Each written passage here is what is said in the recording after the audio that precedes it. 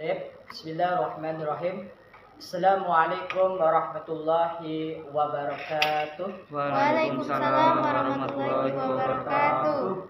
Alhamdulillah rabbil alamin. Assalatu wassalamu ala asyrafil anbiya'i wal mursalin Sayyidina wa maulana Muhammadin wa ala alihi wa sahbihi ajmain. Rabbi shrah li sadri wa yassir li amri wahlul 'uqdatam min lisani yafqahu qawli. Baiklah teman-teman sekalian, pada kesempatan hari ini izinkanlah saya selaku moderator untuk memperkenalkan sekaligus yang di samping saya itu adalah sebuah pemateri. Baiklah, untuk menyingkatkan waktu, saya kenalkan nama saya Fatlam Al-Kausar. Saya selaku moderator dan sebelah saya adalah selaku pemateri yaitu Busro Karim. Baiklah para kawan sekalian, untuk mempersingkatkan waktu, kami persilakan waktu dan tempat untuk persilakan. Oke, saya terima kasih kami ucapkan kepada saudara Ustaz Fatlam Al-Kausar telah memberikan kami waktu untuk mempresentasikan sebuah judul tulisan yang berjudul Ngopi Itu Inti. Berarti sebuah pembahasan tentang secangkir kopi atau minuman kopi. Untuk saat ini, kopi menjadi salah satu minuman yang paling populer yang digemari oleh berbagai kalangan, terutama dari kalangan anak muda. Hampir dari setiap tongkrongan, minuman kopi selalu hadir. Hal ini terlihat dari banyaknya kedai kopi yang bersebaran di berbagai daerah, bahkan hingga ke seluruh dunia. Banyak orang yang percaya bahwa kopi memiliki banyak manfaat bagi tubuh, mulai dari meningkatkan energi, membantu menurunkan berat badan, hingga mengurangi risiko penyakit jantung, dan untuk menghilangkan stres atau dan sejenisnya. Apalagi zaman sekarang telah banyak varian-varian rasa kopi. Dan merujuk yang paling banyak mengonsumsi kopi untuk tempat yaitu biasa sering di pondok pesantren. Kopi biasanya menjadi minuman yang hampir dikonsumsi pada setiap harinya. Para santri seringkali meminumnya untuk menghilangkan rasa kantuk dan saat mengaji dan belajar. Nah, apa saja khasiat minum kopi? Tanaman yang mengandung kafein ini dianggap para ahli sebagai sumber antioksidan yang tinggi. Antioksidan berfungsi untuk mencegah dan memperbaiki kerusakan sel-sel tubuh kita dari radikal bebas. Bahkan penelitian terbaru menunjukkan bahwa minuman yang sudah dikenal dari kalangan masyarakat muslim bermanfaat bagi kesehatan jika dikonsumsi dengan bijak. Khasiatnya termasuk mengobati luka, mendukung daya ingat, serta menjaga kesehatan otak. Sejumlah riset juga menyarankan agar orang sehat minum kopi secara teratur dalam jumlah yang wajar. Nah, terus setelah kita mengetahui khasiat, di sini kapankah waktu yang tepat untuk meminum kopi? Waktu terbaik untuk minum kopi adalah saat produksi hormon kortisol dalam tubuh mulai menurun. Hormon kortisol yang diproduksi oleh kelenjar adrenal membantu tubuh merespons stres dan bahaya. Waktunya ini biasanya di pukul 9.30 hingga 11.30 pagi hari, yang kita kenal dengan istilah coffee break. Namun banyak orang yang memilih untuk minum kopi ketika datang menghadapi masalah atau merasa galau. Siapa saja kalangan-kalangan yang gemar minum kopi? Meskipun kopi diminati oleh orang yang dari berbagai mancanegara, Indonesia termasuk salah satu negara yang berkonsumsi kopi sangat tinggi.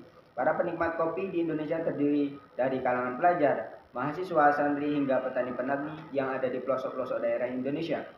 Di mana tempat yang biasa sering diminati oleh seseorang untuk mengopi. Di zaman sekarang tempat-tempat mengopi sudah semakin banyak, terutama di kota-kota besar. Kafe-kafe tersebar di seluruh wilayah di Indonesia. Tempat yang paling diminati biasanya bukan hanya soal lokasi, tempat, atau keadaan, tapi juga sensasi suasana yang sesuai dengan keinginan hati para pecinta kopi atau seorang peminum kopi. Jadi sebuah tempat itu tidak menjadi alasan bahwa di sana tempat nikmat meminum kopi. Bagaimana cara meminum kopi yang baik untuk mendapatkan manfaat positif? Para pecinta kopi atau para penggemar kopi biasanya memiliki caranya masing-masing dalam menikmati kopi agar mendapatkan efek positif. Beberapa tips yang dapat diikuti dan adalah memperhatikan kualitas kopi, membatasi asupan gula agar tidak berlebihan, menghindari minum kopi saat perut kosong, dan menyeduh kopi dengan air yang tepat, atau bahasanya itu air yang panas sehingga akan membunuh bakteri-bakteri dalam kopi. Nah, demikianlah tadi itu sebuah tulisan yang saya paparkan dari sebuah makna minum kopi, atau sebuah isi dari tulisan ngopi itu inti. Nah, dan untuk sangkut pautnya dengan kewirausahaan. Nah, di mana zaman sekarang itu kopi, berbisnis kopi, bertani kopi itu bisa menjadi peluang kita untuk mulai melangkah, mulai melangkah membuka bisnis di sana, karena di zaman sekarang itu peluang di sana itu banyak, walaupun juga banyak persaingan. Dan dari sana juga peminat-peminat kopi itu semakin kesini semakin banyak, tidak semakin ditinggalkan oleh manusia di zaman sekarang. Ya, mungkin itu sekilas presentasi saya tentang ngopi itu inti. Jikalau teman-teman masih ingin kepo atau ingin penasaran tentang kopi, silakan cari sendiri. Ini hanya sekilas atau hanya selewatan saja penjelasan tentang kopi untuk saat ini. Baiklah, saya ucapkan terima kasih. Saya kembalikan lagi kepada moderator. Baiklah, terima kasih selaku pemateri saudara Busro Karim.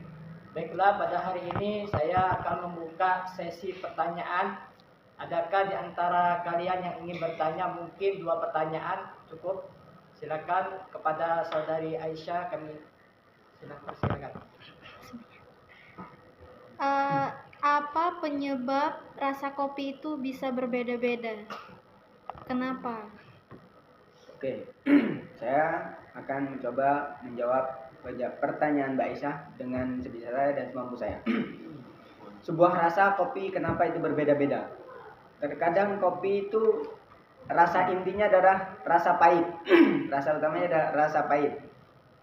Dan untuk varian rasa itu semakin kesini, semakin zaman sekarang itu semakin banyak. Seperti yang kopi dicampuri susu, berarti apa? Kopi susu kan? Kopi dicampuri teh, berarti jadi ada nggak? Oh, kopi teh ada nggak? Nggak ada ya? Ini apa? Ada?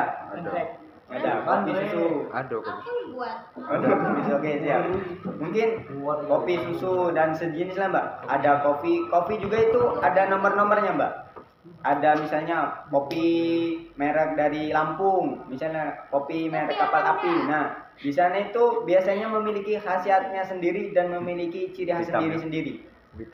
Itu, Mbak. Jadi kalau kita kenapa itu biasa kembali lagi ciri khas suatu daerah atau suatu cara memproduksinya, Mbak. Itu. Oke, siap. Mungkin ada yang bertanya lagi? Bagaimana untuk saudari Mbak Aisyah, apakah sudah jelas dengan jawaban dari saudara Busro Karim? Berarti tanah dari setiap daerah itu memiliki tanah mungkin yang memiliki unsur hara yang berbeda, jadi membuat kopi itu termasuk rasa yang berbeda ya. Itu berpengaruh nggak buat rasa kopi? Nah, kalau urusan tanah itu gini, Mbak, biasanya yang menjadi ciri khas itu bukan kadar tanah atau yang dari sumber tanah, Mbak. Biasanya itu ciri khas dari cara memproduksinya, proses memproduksi dari penggilingan atau penjemuran atau bagaimana. Biasanya seperti itu.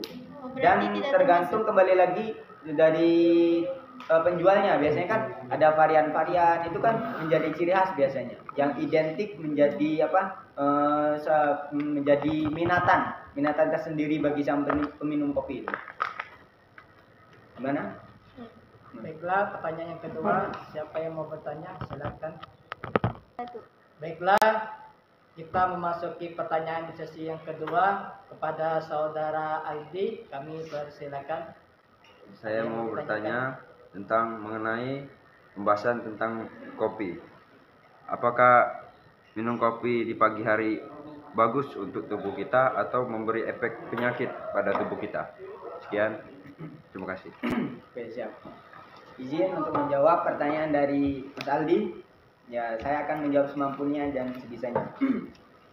Nah, untuk waktu minum kopi itu biasanya setiap individu orang itu memiliki kebiasaan tersendiri. Kebiasaan yang sering dilakukannya kapan waktu minum kopi, kapan minat atau nikmat minum kopi. Terkadang ada orang yang minum kopi itu harus sarapan dulu. Ada orang yang sebelum sarapan harus ngopi dulu. Bisa di pagi hari di depan rumah itu habis subuh biasanya sambil ngerokok, biasanya sambil ngopi. Dan ada juga yang harus sarapan, karena kenapa? Di dalam perutnya itu jika minum kopi langsung sebelum sarapan akan sakit perut. Nah, untuk waktu yang paling bagus itu waktu jam 9.30 sampai jam 11. Nah, di sana itu ada namanya coffee break, atau di mana hormon kortisol kita menurun. Jadi untuk meningkatkan hormon kortisol itu kita minum kopi supaya meningkatkan lagi semangat dan untuk kegiatan gitu. Jadi untuk intinya, untuk bagus atau tidaknya itu kembali lagi ke kebiasaannya. Misalnya Mas Aldi minum kopi itu pada pagi hari subuh sebelum sarapan, itu seringnya di sana, sering di waktu minumnya. Jadi semakin kebiasaan ya bagus-bagus aja gitu. Tapi biasanya itu yang bagus itu sarapan dulu, mengonsumsi yang bervitamin dulu seperti karbohidrat, baru diasupi minuman kopi. Karena di mana lambung kita itu biasanya kurang baik apabila menerima minuman kopi yang manis di pagi hari gitu. Karena ada kafein. Ya, mengandung kafein gitu. Apakah bisa diterima Mas Ali jawabannya? Mantap. Siap, terima kasih. Oke, baiklah, sekian dari pemateri dari Saudara Busro. Kesimpulannya bahwasanya kopi itu adalah suatu penghibur, yang mana kita biasanya stres atau kurang semangat, ngantuk biasa kadang mengerjakan sesuatu. Nah, biasanya di antara ada kopi itu ada pasangannya biasanya. Biasanya itu ada antara kopi sama itulah namanya disebuti. Ya, Biasanya ya konsumsi lanang lah biasanya, konsumsi lanang. Jadi kemungkinan itu bisa menghilangkan rasa kita stres, jenuh ataupun yang lainnya. Baiklah, mungkin ini saja yang kami bisa kami presentasikan. Saya selaku moderator saya pamit undurkan diri, karena saya ini adalah manusia biasa, yang mana saya ini mempunyai kesalahan, lupa, itu biasa, karena saya ini bukan malaikat.